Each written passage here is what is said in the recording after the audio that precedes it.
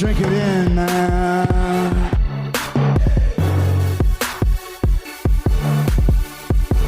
Touchdown, Detroit Lions! Cornbread! Cornbread! Cornbread! Drink it in, man. Touchdown, Detroit Lions!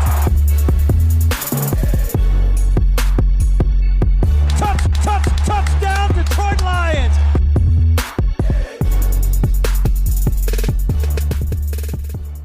Detroit Koolaid. Detroit Koolaid drinkers. What's going on, everybody? It's your host, Eric Oakrey. Hold on a second. Drink it in, man. Side of cornbread. Cornbread! Make it a double. Cornbread! I'm here on the Detroit Koolaid Cast. You guys know what it is, talking Detroit Lions. And we got OTAs. We even had a mandatory mini camp here as we get recording. We have everybody in the house. Everybody's feeling good. Dan Campbell's back rolling. And there's another guy who's back. And he's back on the podcast today. And that's the one and only Logan Lamorandier at L Lamorandier on Twitter. Sports Illustrated All Lions. He comes on when he can. He's a busy man. He's got takes. He's a draft expert. And we always have a ton of fun talking ball when he's able to make this happen. So, Logan, I can't thank you enough for your time. How you doing, man? Doing good. Draft is done since the last time we talked, and OTAs are happening, and it's kind of a slower part of the season, but it's nice and relaxing, and don't want to wish away the summer, but yeah, can't wait till football in the fall, and outside of that, yeah, everything is great. How about yourself? I'm doing good, man. Like I say, I just you did get gracious enough to carve out some time before the draft, so we got your opinion, and now got you back on. So we cannot mess around, Logan. I don't know if you've heard me say that on the show before, but we're just gonna get right into this, man. No time for pleasantries, talking about the weather, asking how work's going. We got football to talk about, man. And the first thing is I want to do the Logan Lamorandier draft review. I mean, I want to just give you the floor, go pick by pick, kind of see what you're thinking, as well as what you liked, what you didn't like, how to maybe project these players for the listeners out there, what you think they're going to be as the really gets playing ball, training camp, all those things. And before we do that, I'm still working on like gimmicks, sound bites, and nicknames. But how you feeling about Agent Zero Terrion Arnold from Alabama? Do you like the nickname? Do you like the zero? And then we'll talk about the player.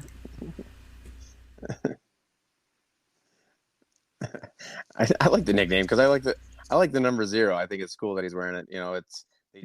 Players have just been able to start wearing the number 0, and I think I've always liked the single digit numbers, and 0 is just something, it's unique, but it's kind of cool at the same time. So I'm all for it. I'm glad he got, I think the aesthetic part of the jerseys, with the top cornerbacks always have good numbers. So I'm glad he got something up to my standards, at least. I know it means absolutely nothing, but I'm good with it, man.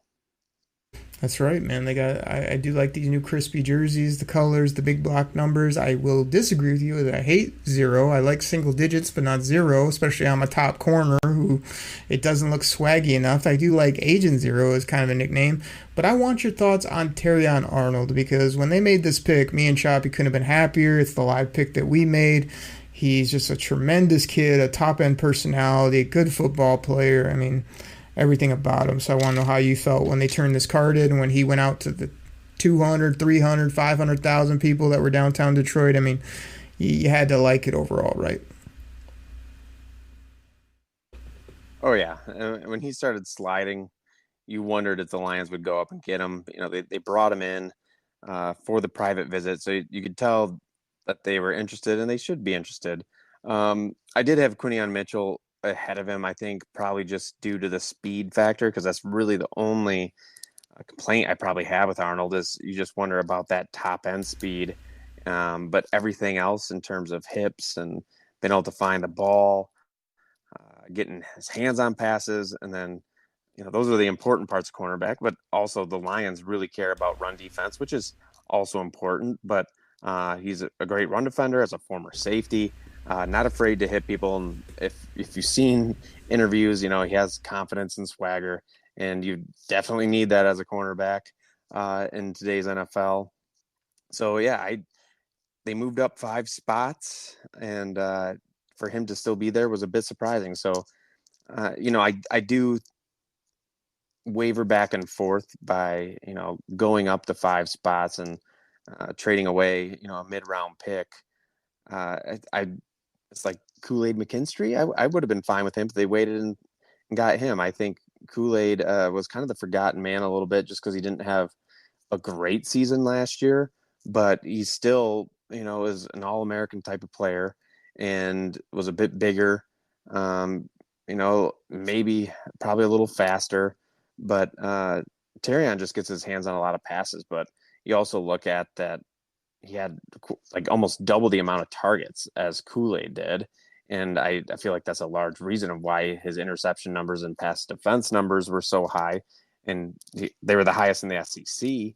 So it's great that he's getting his hands on balls, but I think he also had a lot of opportunities. So for me, that was my only hesitation. And I still lean towards they definitely made the right move. And Brad Holmes trusting what he does at this point. And yeah, maybe he's had 1 or 2 misses here or there, but I don't really care. Overall, he knows what he's doing. So it's really, they needed a cornerback.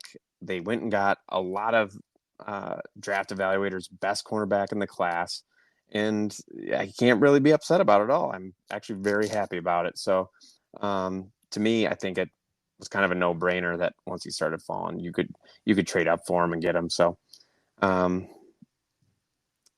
that's about it on him. I mean, he's a complete player. That's what the great thing about him is. Logan, before we move to the second round pick, I want to circle back to a constant talk that we have on this pod, and that's this. All those things you mentioned, whether it be statistical, analytical, all the different metrics and things that you've been looking at are all valid and all tremendous. But when I fell in love with Terrion Arnold?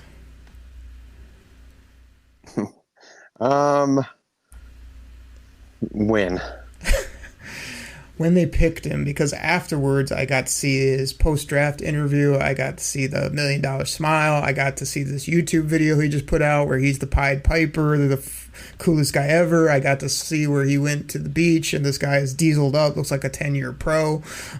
So many things that we don't get as either fans or people that try to do some draft homework.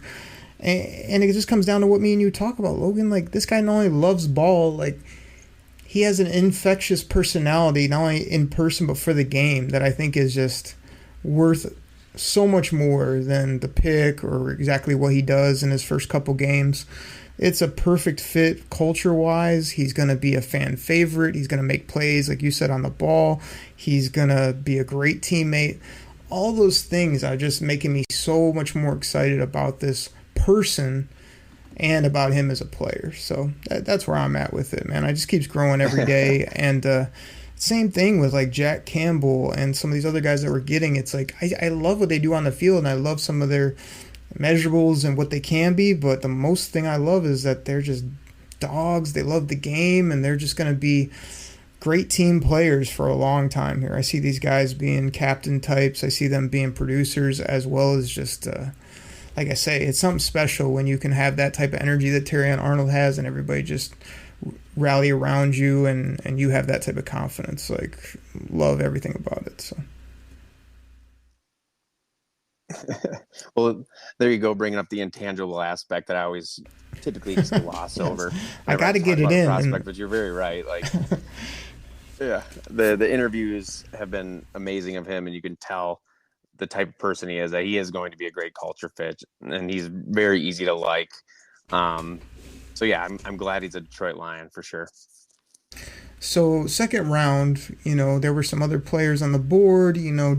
We even live on the clock were saying, would they double dip on corner?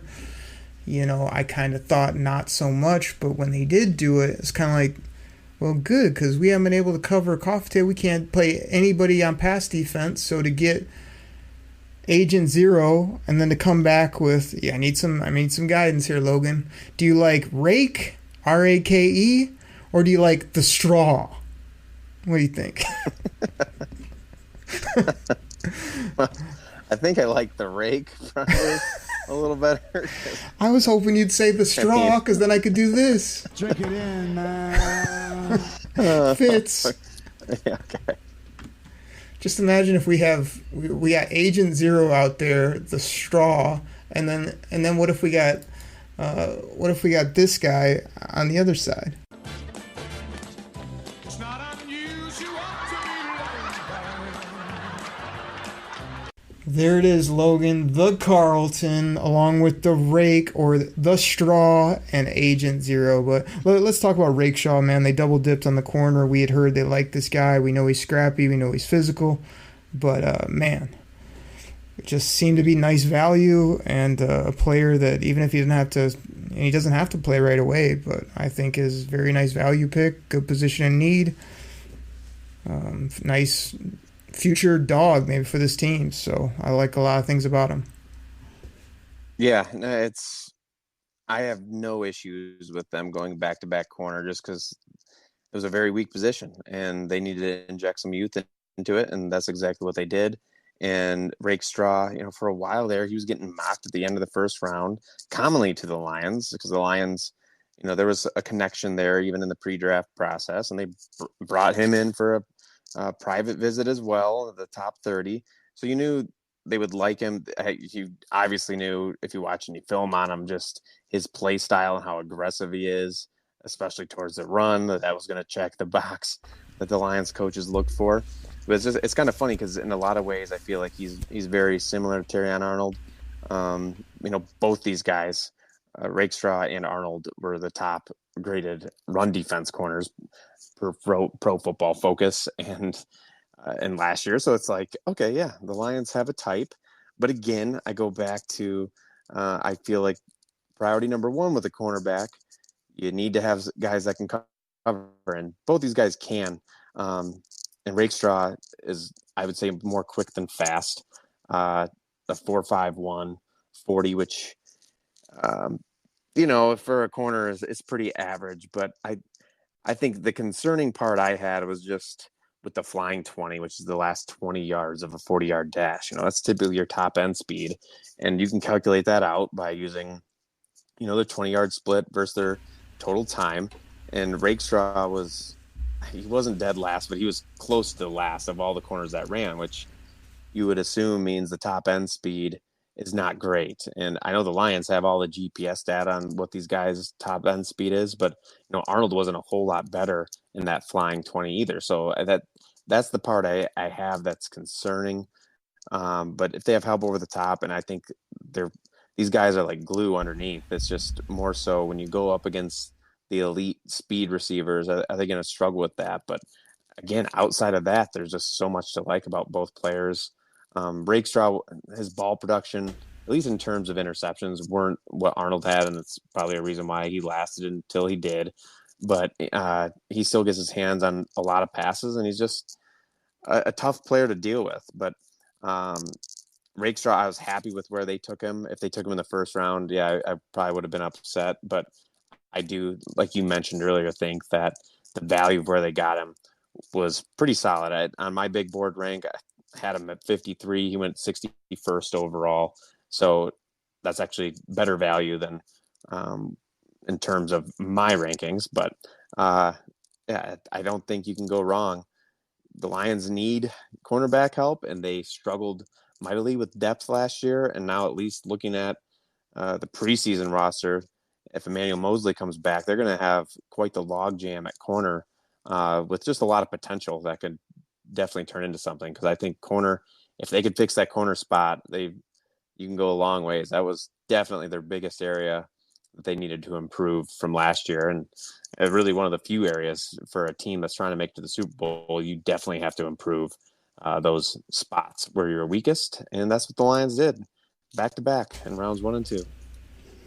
Exactly. All good stuff from you again. I would just say, lots of great points by you, even the counterpoints of can they run, but we've also seen guys that have those top end analytics that can't play or don't want to tackle or don't love the game and all those stuff. So Rake, aka Straw, he came up from a tough upbringing and just a real, like I said, he really loves it, I think. So I'm not as worried about some of those late metrics, but like you say, sometimes the NFL is a little bit of a game of, you got to be fast enough, you got to be tall enough, you got to be big enough, but also you got to have those intangibles, which we already talked about, so we won't get into that argument again. But this is the one I really want to know from you, man. The Lions trade up, didn't have a third or whatever. They had moved it around for different players and done some things. Cooper Beebe, went with that third. They traded to get up and get Terrion Arnold. But in the fourth, man, they come way up to get Gio Manu, as he likes to be called, and I almost broke my whole computer. This guy wasn't ranked. I've said what I've said about it on the show. Obviously now I can see that what they see. I hope it really works. What were your initial thoughts, and then where do you stand now on this big 6'7", 350-pound monster of a beast that could possibly be our future left tackle with Penne over there on the right?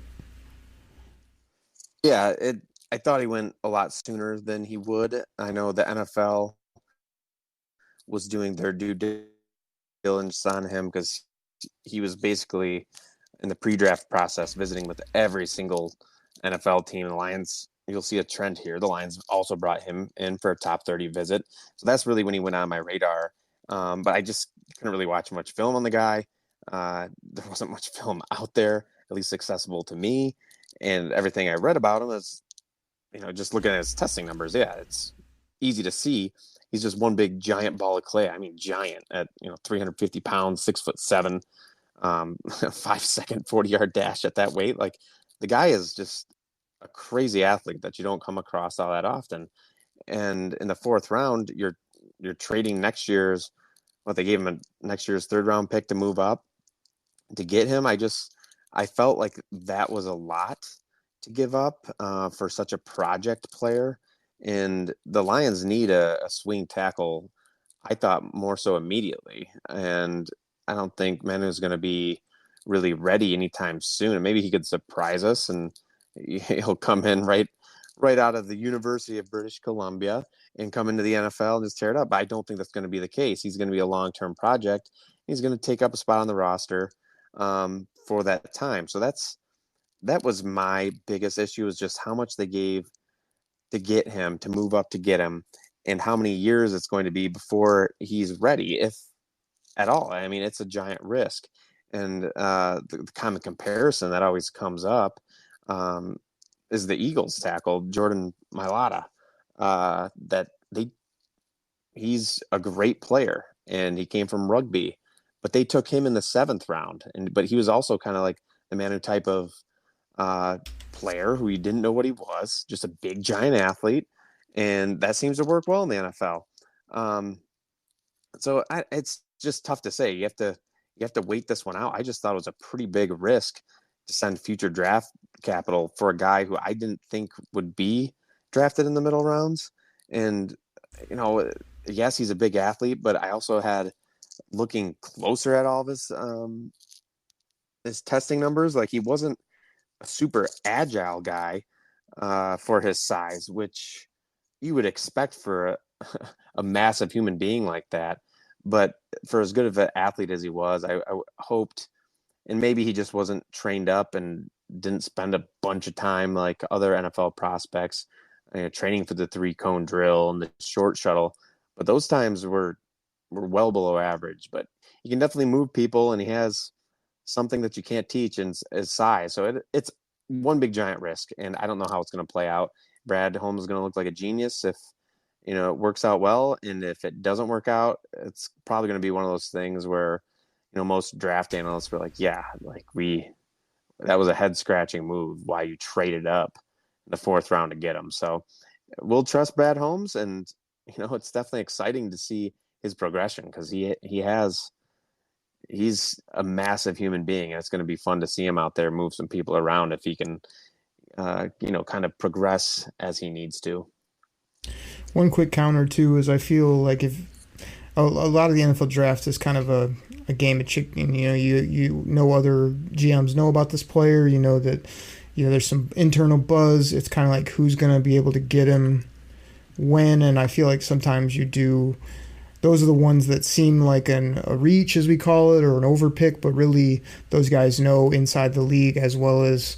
Would you rather take him, half round early and get him, or would you rather try to play the waiting game and miss out, and then he ends up being what you thought he was going to be? I think that's part of it as well. So I think that Brad Holmes had decided this guy is going to be what he's going to be. I'm going to get him, and he did, and now it's train him up, work with him, do all that type of stuff. So seems similar like with Vaki. They love this guy from football perspective. You heard a lot of buzz. He can Swiss Army knife. He does all these things. They also moved up for him, 2 quick picks there in the 4th where we really didn't have a 4th to start or whatever, and now we got multiple. Really shocked me in the draft process. What'd you think? And in general terms, what do you think about Vaki as a running back for the Detroit Lions? Well, I think that, I wasn't shocked that they took him because it seemed like they really liked him. High football character, captain type of guy, definitely a culture fit. So when you're looking over all the prospects that seem to match what Holmes is looking for in terms of football character and IQ, he was way up there. And then he was announced as a running back. I'm like, that's kind of weird, but I don't really believe it. Like a running back, he predominantly played safety and was a pretty good safety. More of a strong in the box type of safety, but he still had some coverage skills too, and had some ball production. So the whole running back thing, he really didn't play all that much. He had a total of 317 yards, I think, or something like that in college. But when he did play, he was playing both sides of the ball, and he was super efficient. And so what I look for when I'm looking at running backs is, yards after contact and how many forced tackles missed. Those are the 2 traits to me that that will display a running back is making yards on his own. He's not just getting the yards that are blocked for him. There's plenty of average NFL running backs that can do that, but it's the guys who are breaking tackles and getting yards, the tough yards. And Vaki showed he could do that. So it's a very small sample size. I truly think that they probably got Vaki mostly for special teams like that. I feel like he has a higher floor just because he can be one of your core special teams guys probably immediately. And that often goes overlooked the third phase of the game.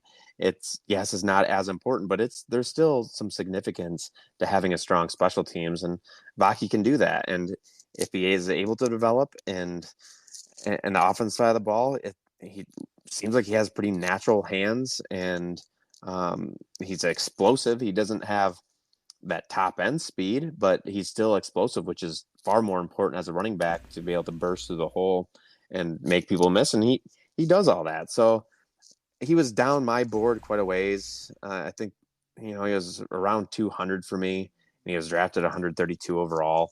So I thought he was going to go lower, but it makes sense that the Lions became infatuated with his intangibles and just being a football player. And I think on special teams is where we'll see the most impact. And I'm looking forward to seeing if his success at the running back position can translate into the NFL, because small sample size. I've already said it at running back in college, but he definitely showed something.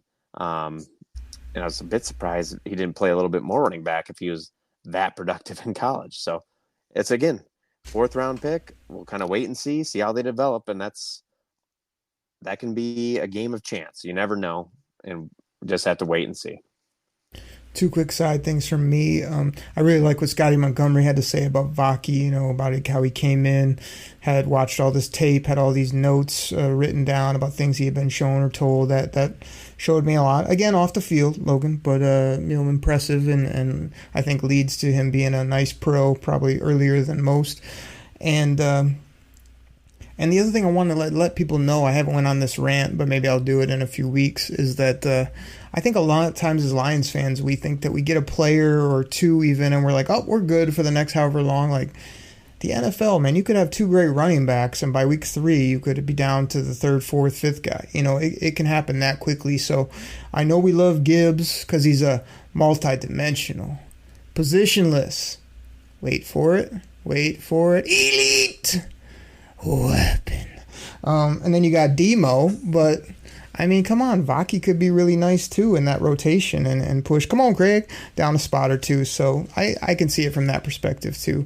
Logan, we're going to finish out our first segment, get our great sponsors in here. I want to come back and hear you talk about the overall roster. I got a few questions I'm going to hit with you, but we got 2 more players to get into, and that's Makai Wingo, 3-tech, defensive tackle, shorter, great captain, leader. We know all this stuff. What'd you think about this pick, the value? What do you see him doing in a Lions uniform? What'd you think? I loved it. I just thought it was great value. Wingo, I thought, would go a lot higher than he did. I think he went a lot lower than most people thought. And again, consensus big board and kind of that group think not always the way the NFL GMs work, but just to me, the Lions needed inside pass rush. And they have their bigger defensive ends that they deploy on the inside, but you also need, a guy who's more maybe a true defensive tackle first before, and Wingo could play a little bit on the edge too, but I wanted a true pass rusher, and he can do that. He has a elite first step, which is super important. And yes, he's only 285 pounds, like 6 foot. He's not a big guy, but if he can rush the quarterback, then that's all we really need him for. He doesn't need to be someone who has to play all 3 downs. He's a specialist. And in the 6th round, I thought it was just great value. I had him ranked well above Vaki, and they got him in the 6th round. So we'll see. 6th round, I don't necessarily care all that much about. It doesn't need to be a home run. If they can just get any playing time, I think that's really impressive. And just with his skill set, the 1.63 10-yard split, like that's faster than a lot of defensive ends in the NFL. So that's what you're working with, and he's going to be disruptive. And the Lions really haven't had that from any defensive tackle on their roster in a long time. So I'm happy with it. I'm glad at least he's got a skill set that's a little bit unique to the Lions roster, and they can use him however they want to, and just very specific situations, let him go, and it'll be good. That's what excited me too, is like a depth rotational piece, but inside, outside, a lot of penetration, a lot of hard working. And then, like I say, the leadership thing is really been talked about a lot and very intriguing with that player as well. And then Logan, they come and they finish it out with my boy, Christian Mahogany. I mean, I took this guy in the 4th round. I felt great about it. He's a big, nasty, physical football player. I'm not too worried about all these medical random stuff they brought up. I don't know how he got so late in the 6th, but this is a guy I think that can just be brought along at his speed. Any injuries, he's right in the football game. When a couple people ride off into the sunset, he's a plug-and-play interior guard because, interior guards can do that. They can just step right in and go, and I think that's what you have. So I absolutely love this. Most people did, and most of it's because we knew the name, we knew the player, and we thought he should have went 3-4 rounds earlier. So what did you think when they took him, and what do you think he'll do moving forward? Yeah, might be my favorite pick of the entire draft, just because I thought he was a mid-round pick. And he checked all my boxes what I look for in a guard. He's nasty, a run defender, or a run blocker, like Mauler type.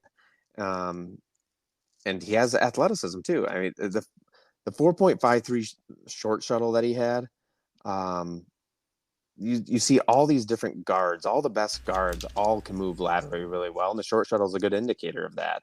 And he can do that, but yet strength is like the best part of his game, but he's still athletic enough to move. And so looking at the Lions offensive interior line, it was one of those things where I didn't feel all that comfortable out of Glasgow, Ragnow, and Zeitler. Like, one of those guys is going to be, how frequently are all 3 of those guys going to be playing together? You're going to have to rely on some backup. I just didn't feel like we really had that on our roster.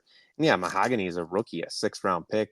how much can you really depend on him? But I feel comfortable if he had to go into the game where I think he could do it and mesh really well with what the Lions are looking for in their scheme and be able to move people. So I'm super happy with it. Looking at like Mahogany's pass blocking, even he had 422 pass blocking snaps in 2023 and didn't allow a single hit or a sack. So yeah, he has some things he can clean up, but at the same time, he did it well at the college level. I think he just has a lot of potential, and to get that potential in the 6th round, I think he even has a high floor. I'm still a little bit confused on why he went so late, but there's probably a reason. But I didn't uncover it, and I'm more than happy that the Lions got him in the 6th. There you go. Well, Logan, we knew before we even hit record, we're kind of like, all right, we're going to do this draft review, and we know that me and you just kind of like, I sit back here, throw a question at you, and you just go to town with all the different, things you had. The Logan big board got in there a couple times, which always makes me laugh. That's classic. I still haven't seen this 300, 400 player board that had Amon-Ra St. Brown at 258 or whatever. You always want to correct me and say it was like exactly After where he got picked. It gets a little just, I know this name. This guy ran a fast 40. He's ranked ahead of this guy. You always have the great numbers there, and like you say, it's all fun, but we know we could just talk about it for days. But let's go ahead and get our great sponsors here on the pod. I really appreciate you coming on again, everybody. This is Logan Lamorandier, Sports Illustrated All Lions. Again, doing some different things out there in the sports media space, whether it be articles or, the podcast / media appearance, but always just real fun when we can get him on here. And just the funniest thing I tell Logan before he comes on is like, all right, we're going to keep it simple. We're talking about these two things, and we both know that it's going to take us about an hour and a half to get through all that, because we just love talking Lions ball, draft, players, everything in between. So, Logan, again, appreciate you coming on. Let's get our great sponsors in, everybody. Listen to those, share the show, tell everybody about the show, check out the show. It really helps us out. And when we come back, we'll get Logan's thoughts on different position groups, roster eval, and some Ask Logan Anything type questions. Everybody, we'll be right back. This episode is supported by FX's Clipped, the scandalous story of the 2014 Clippers owner's racist remarks captured on tape and heard around the world. The series charts the tape's impact on a dysfunctional basketball organization striving to win against their reputation as the most cursed team in the league. Starring Lawrence Fishburne, Jackie Weaver, Cleopatra Coleman, and Ed O'Neill. FX's Clipped. Now streaming only on Hulu. Ryan Reynolds here from Mint Mobile. With the price of just about everything going up during inflation, we thought we'd bring our prices down. So to help us, we brought in a reverse auctioneer, which is apparently a thing. Mint Mobile Unlimited Premium Wireless. How to get 30, 30, bit to get 30, bit to get 20, 20, 20, bit to get 20, 20, bit to get 15, 15, 15, 15, just $15 a month? Sold! Give it a try at mintmobile.com/switch. $45 up front for 3 months plus taxes and fees. Promo rate for new customers for limited time. Unlimited more than 40 gigabytes per month. Slows full terms at mintmobile.com.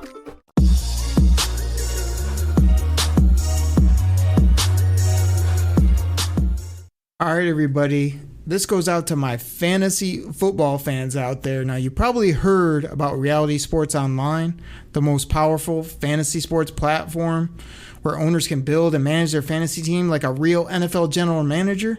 But the question is, have you tried it?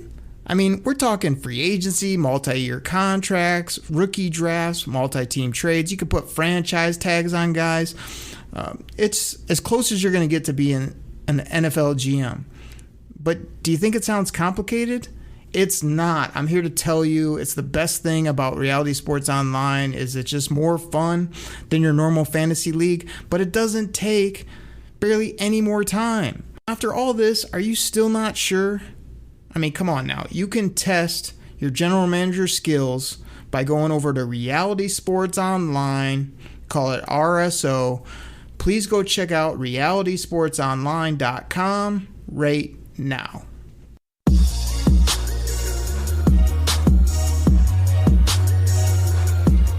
With threats to our nation waiting around every corner, adaptability is more important than ever. When conditions change without notice, Quick strategic thinking is crucial, and with obstacles consistently impending, determination is essential in overcoming them. It's this willingness, decisiveness, and resilience that sets Marines apart. With our fighting spirit, we don't just fight battles, we win them. Marines are the constant our nation counts on to fight the unknown, and through adaptable problem solving, we do just that. Learn more at marines.com. Kool-Aid drinkers, we're back. Thank you so much for listening to the show. Logan not only has been generous with his time, but I've had the most ridiculous tech issues today. It's driving me crazy. We're fighting through. I think we're going to get a good podcast out here, but it's always fun when me and Logan are talking Lions football, as well as rookies and everything in between. So, Logan, normally I'd like shout out 8 million Kool-Aid drinkers and talk about all my fantasy leagues and talk about our 18 million great sponsors that keep the show going. But when I got you on, man, we got to get right back into football. So I want to ask you kind of this roster spot. Here we are, early June, just going through OTAs, things I brought up earlier. In broad strokes, like, what do you think of this overall roster, both like depth, primetime players, youth? Like, how you feeling about it overall? Obviously, we were great last year, but do you think it's better? Do you think we're rolling? Or do you think there's still some holes in your mind that really need to get shored up? Yeah, overall, I think it's really solid, and that's reflective of the record they had last year. And looking at this year, yeah, there's a few weaker spots. I wouldn't say there's any glaring holes or anything like that, but there's not going to be ever a perfect NFL team where it's just like everything is just stacked. That rarely happens. So when I look over their roster, to me, like, the receiver spot, concerned slightly. And losing Josh Reynolds, I think outside of maybe like a 5-minute stretch in the season last year, and probably the most important part of the season, like, he was just very reliable. But he was a solid player, and Jameson Williams, I haven't seen that type of reliability yet out of him. And so, say like if Amon-Ra Brown, St. Brown gets hurt, like, all of a sudden that receiver position really scares me. So that's one spot where I think they could get better. I think Ben Johnson and Jared Goff can kind of cover a lot of those deficiencies with just their scheme and having a run game. I've always said it before. I don't think you need to overspend on receivers. Just have like a stacked lineup of receivers, because if you don't have a run game, a quarterback like the Lions do, you can do a lot with just a run game, and that opens up the receivers and gets so many other aspects of the game going. But you also have Sam Laporta and your running backs that can catch the ball. So overall, that's kind of like the offense. I think the offensive line should be about the same as last year, if not better. I think Jonah Jackson, when he was playing last year, wasn't great. Zeitler seems like a little bit better of a fit in my mind, with just how big he is, and he's a great pass blocker. So that's an offensive side of the ball. I think it should pretty much be same as last year, and they're in the previous year. They've been a top offense now for a couple of years, and on defense, they have improved. Like, I definitely feel much better about the defense this year than I did last year, and that a lot has to do with probably DJ Reader, really just that big man up front. Aleem McNeil's a big guy, and yes, he lost weight and was playing more 3 technique last year and the year before a little bit, but Reader just having a true nose tackle and a guy who's done it and has proven that he can do it, I think that's going to go a long way. And on the edge, you have Aiden Hutchinson, really looking for that other guy. Marcus Davenport, I don't know if he necessarily is a threat, but you played almost all last year without James Houston, and I think he can be kind of that spark that the Lions needed in rushing the passer.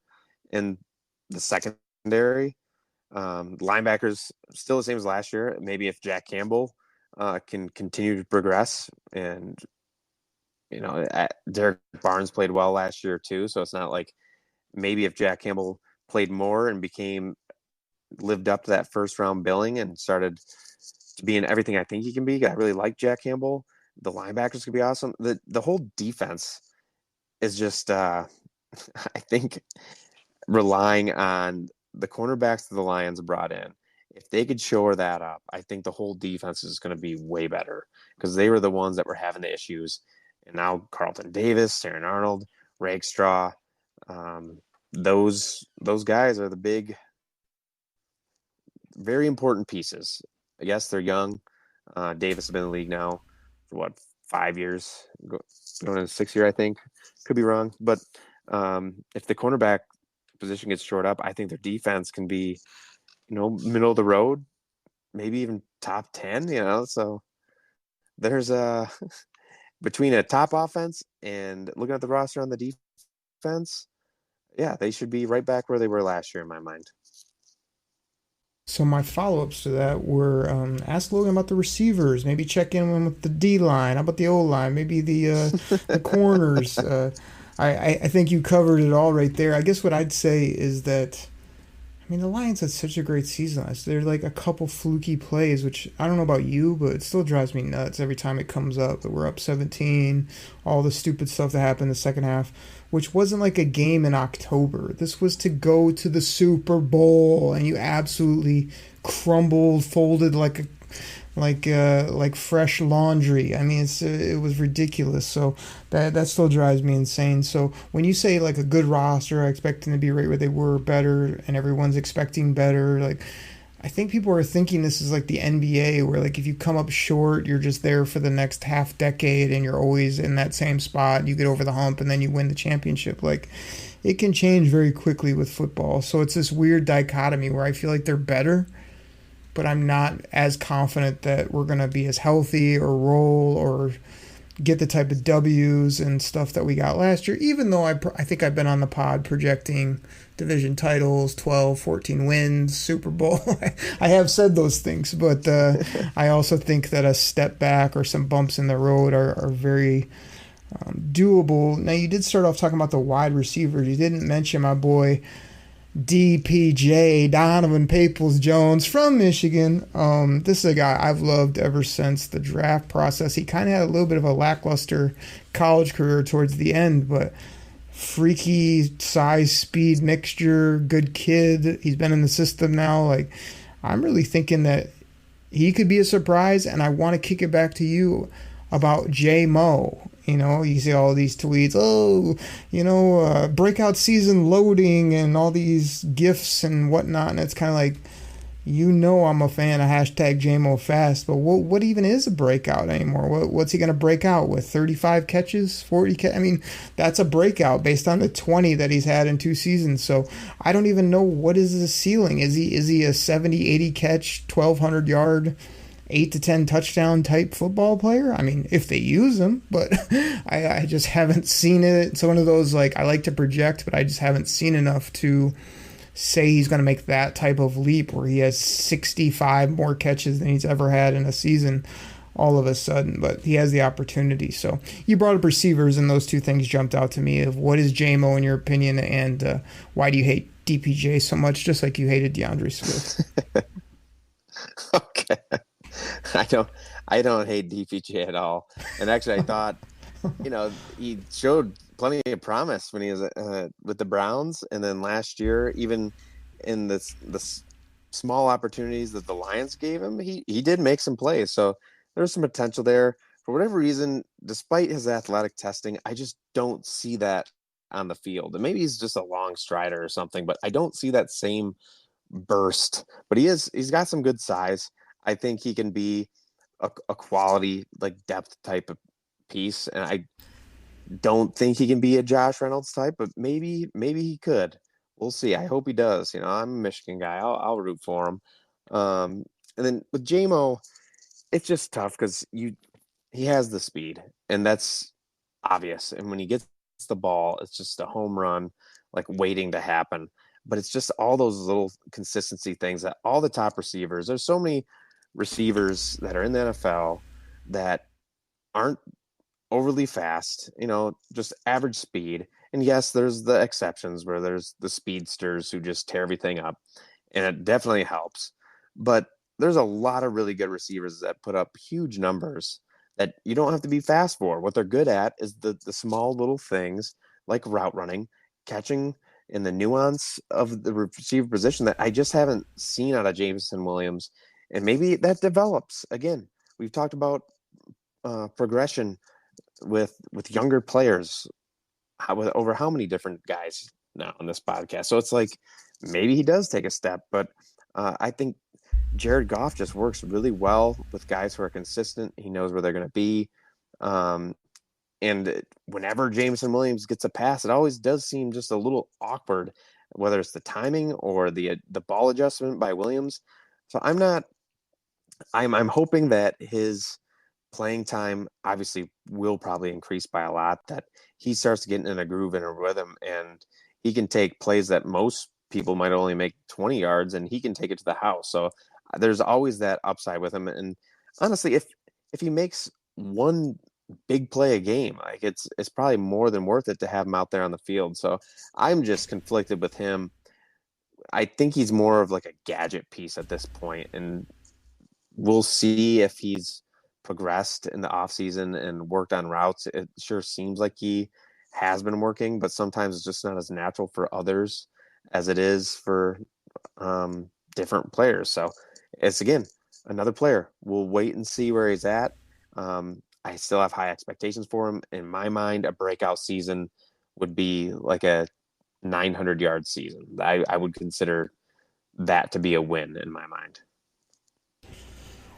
Good stuff. So here's where I'm at. I want to bundle up 3 position groups: corners, D-line, and linebackers.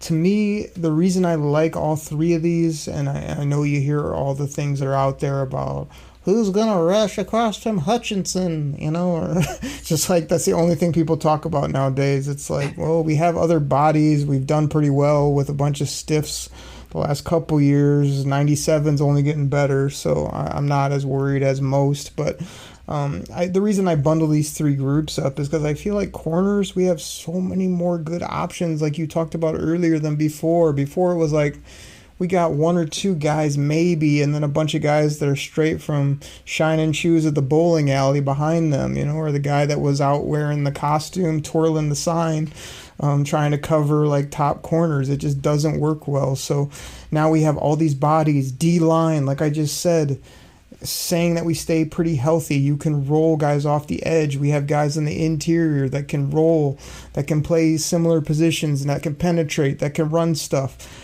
And then when you move to the linebackers, it's like I expect a really big jump from my boy Jack Campbell.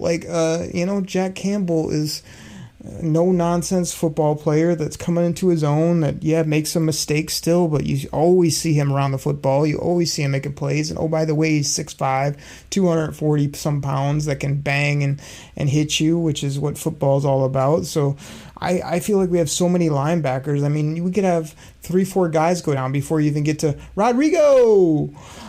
So I feel like those 3 spots, we might not have like all pros. We might not have guys that make 20-some million, thank goodness.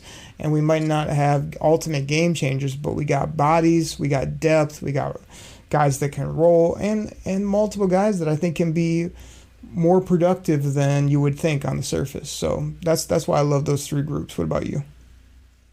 Yeah, I will say at defensive end, outside of Hutchinson, there is a bit of concern because Davenport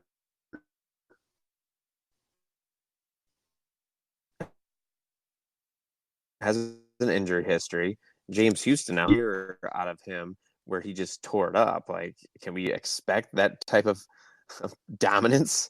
I wouldn't think so over a course of a full season, but it would sure be awesome if he could. But there's not. The Lions used their linebacker, like Derek Barnes on the edge a ton, Jack Campbell on the edge a ton last year, and they were rather unproductive whenever they rushed the passer. Like it almost seemed like a wasted rusher sometimes.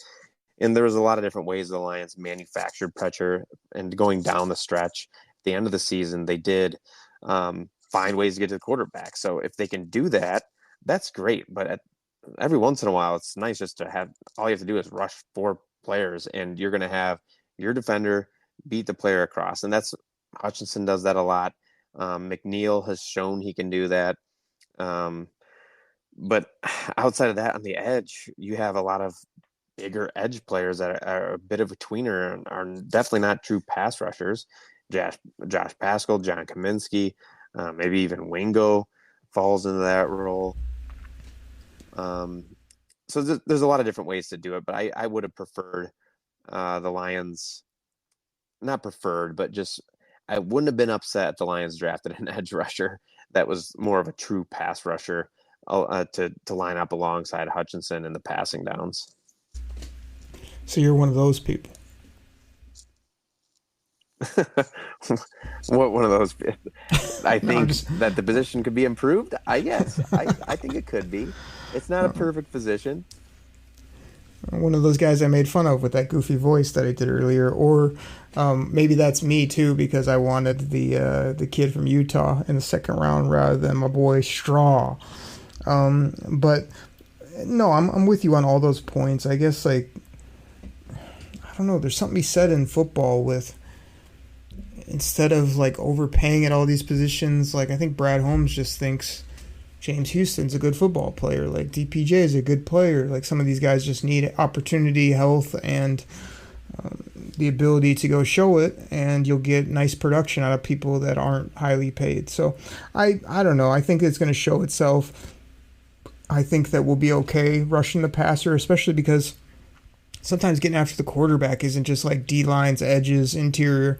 I mean, they're going to be bringing lots of blitzes from all over the place. And like I say, you're going to be able to withstand injuries at corner, safety, linebacker, D-line. And we already know the offense is rolling. So, I just think that's going to bode really well for this team because I would expect injuries to hit as they always do, but also them to be able to sustain and also move chess pieces around. Where are different people going to be, when they're going to be there, what are we going to run, what are we not going to run. We're going to be able to play more man, which gives you more chance to get people up and going. So I don't think it's just put another big 6'5", 250-pound freaky edge rusher over across from 97 and all of a sudden we're just killing quarterbacks. I think that we can still do that with these other people that are out there. So, yeah, good stuff, man. Anything else you want to hit on the roster eval or just kind of where we're at now? Or should we leave it at we got a hell of a football team, a young football team, a good cap situation, even though we did pay people. We may get into that here in a moment. And there's no reason we shouldn't be able to play some really exciting, great football with this roster. And who knows what might still be added. How about that? So like I mentioned about maybe adding, let's go to my Ask Logan Anything section to close out the show. Logan, free agent addition by Brad, always open for business Holmes in the next couple months. Yes or no? I'm going to go yes because he's always tinkering. The odds are is he will do something.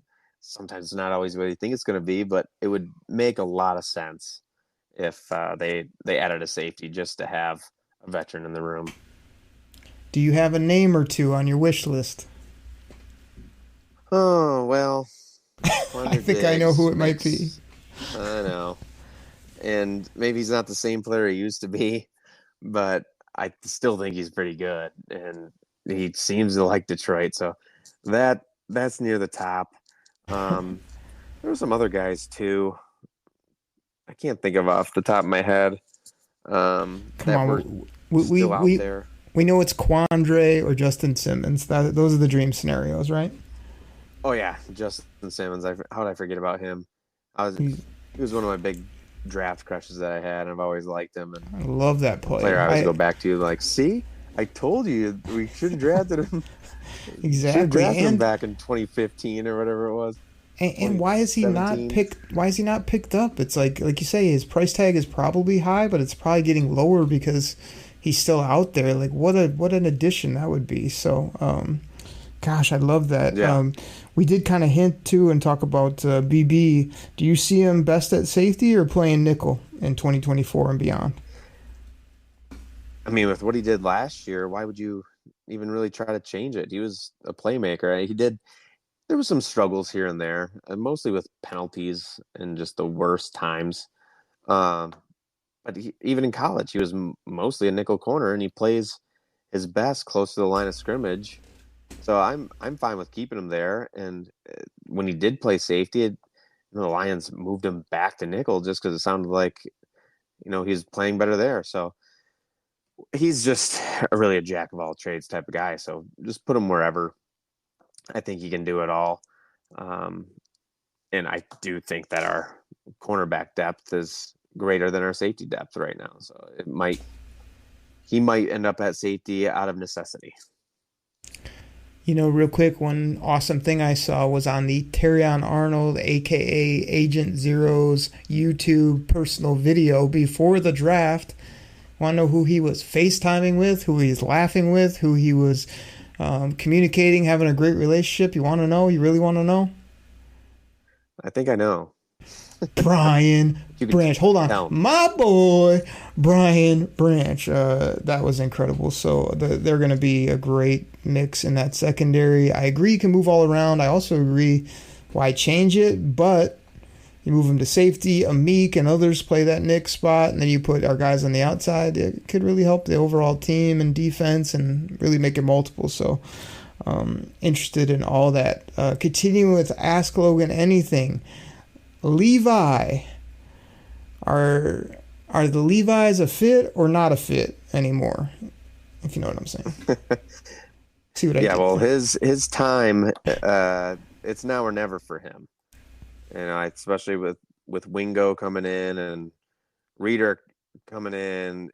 All of a sudden, Broderick Martin still got there who's developing, but they typically don't keep more than 4 defensive tackles on the roster, especially when you have Kaminsky and Pascal and Hutchinson, even Davenport, the guys that can move inside and play. So Levi, I think we kind of know what he is at this point, and that's probably, unfortunately, a bust, one of Brad Holmes' few misses. And now I hope that I said that he just has a huge season this upcoming year.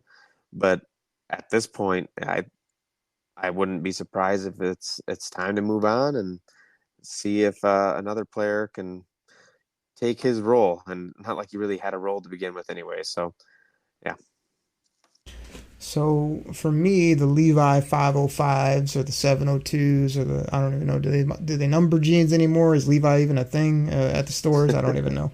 No idea. He obviously was a fit.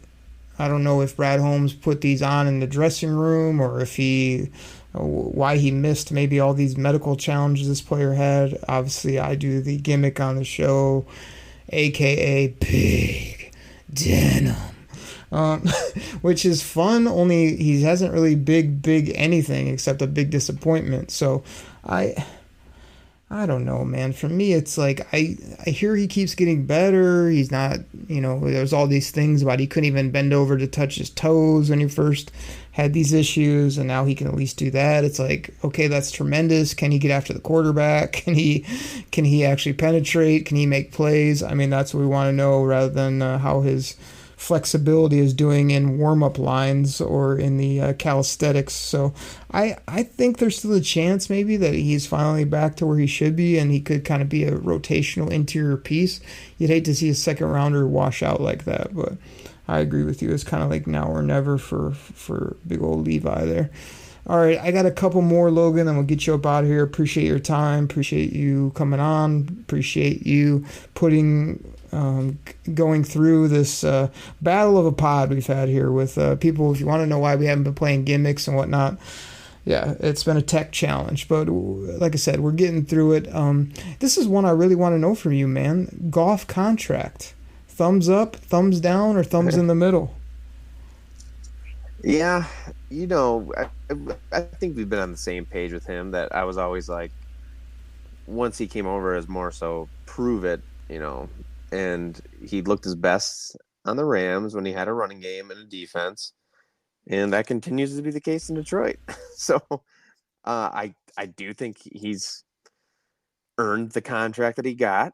In the back of my mind, though, there's still a little fear that, with his contract, and I think it was fair asking value what he got. I don't think it was anything egregious. But in the back of my mind, there's still the thought that, well, what if his contract starts taking up, cap space elsewhere, and all of a sudden he doesn't have this complete team around him. Is he still going to be able to carry the team, or if Ben Johnson leaves? So I'm happy with it. I think he deserved his contract and earned it, and he proved me wrong with just what I thought he was, and he's improved year over year. So yeah, I'm good with it, but I can't say I'm completely sold. Like, I'm so glad they did that type of thing. You know what I'm kind of saying there? Oh, definitely. I think it's almost unfair to sort of say thumbs in the middle because it's quarterback. You have to pay them. You have to do this. This is the thing that drives me nuts, and we probably mentioned it, or I've said it on shows previous. I just don't get this quarterback market. Like, I understand, like, things go up, stars get paid, but I don't understand how quarterback goes up $20 million per year, it feels like these days. From 5 years ago till now, I feel like every year it bumps up 5 or 10 million, and now we're in this kooky range of 50 is minimum wage, 50 million that is, and it's just like, makes no sense to me. So I don't think it's thumbs up for me, but every time I see that number and think about, you know, what could happen if certain things don't go as well as they had been going, you know, what this guy can be. But I mean, great leader, says everything right. So I'm on board from the intangibles perspective, Logan, and the production and what we've seen on the field. I'm good with all that. So just hope he can keep it rolling, yep. Especially now that his price went from like 30 to 53 million per. That's a pretty big change there, even at the quarterback position. Yeah, I mean, we won't see it this year, but in the future, you're not going to have as much draft capital if you're continuing to trade it away. And, you know, the better you are, the lower draft capital you have. So it'll just be interesting to see, you know, coming back, if the Lions lose some pieces, and the Lions have their core already set in place. They've paid a lot of these guys, which is nice. But if they don't have it as a complete team, can he still put the team on the shoulders and carry them? And not many quarterbacks in the NFL can. But you're still paying him like he should be able to do that. Exactly, man. I cannot wait. It is nice to, we have to talk about Saint and Penne because I think those are two really core pieces. You know, everything's there, not only from production, but on and off the field, as well as kind of premier positions. And like you say, the quarterback kind of falls in that similar bucket where to get all three of those done in one off season is positive just on the surface, regardless of numbers, and then you can just roll forward. And this regime obviously has a plan. They know the value. They feel like they have a good pulse on how to replace certain positions and do things. So I feel really good about rolling into the future. Logan, this is an open-ended one to end it, man. Do you have any bold predictions, takes, or just something that you want to throw out there that might be Kool-Aid fueled or cornbread laced that you just think, man, I want to put this out there because I feel real strong about this, about the 2024 season, Detroit Lions, anything in between? You know, it's not so much Kool-Aid filled, but I do just want to throw a reminder out there to people that, like, even if the Lions record might not be as good or better as last year, I think it should be. But even if it isn't, the Lions have a tougher schedule this year. They're not going to catch teams off guard. I don't necessarily think that the Lions would even regress with a worse record. They still are a really good team. It's just hard to win in the NFL. So I know there's a lot of hype, and I fall into that category too, where I think the Lions, you know, should be a 13-win team when you look at their schedule. But they do have a tougher schedule now that they finished first place in the NFC North last year, and it's tough to be really good. So I know, sorry to let you down. It's not Kool-Aid filled, but as long as the Lions, you know, can have a run in the playoffs or at least look good, it's really tough to be better than the Lions were last year. So I'm trying to set my expectations on where that should be. Yeah, no, absolutely. And I knew when I threw that at you, unless you had something in your back pocket, I'm like, man, it's going to be a tough one because Logan is pretty measured. But, you know, on this show, we like to hype everybody up. And that's sort of where you were headed. You just weren't willing to go there, and I'll do it for you. I mean, we both love this football team. We think that they're talented. We are excited about who they've added in positions that were weak. We think we pretty much stayed the same or better at positions that we were already good at. So we've locked up the quarterback, the edge rusher, the wide receiver. We have elite running backs, offensive line. We've got can roll the D line. We can hopefully actually cover people now. There's no reason this team shouldn't be rolling, win the North, stack up W's, get in the playoffs. And if people got to go through Detroit to try to get to the Super Bowl or get to the NFC, good luck with that, because we're not losing home playoff games. I'm here to tell you that right now. So everything is Kool-Aid and cornbread here in Detroit. People are finally getting a winning football team, a good football team.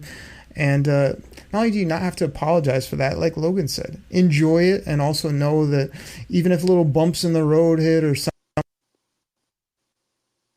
Cam Sutton or other things, it's like we can overcome that and still have a good football team and have a really good chance to make a run and be one of those last few teams. And that's really all you can ask for, and just see how the chips fall from there. So I'm excited about it, man. It's early June. Before you know it, training camp will be here, then preseason, and then real football.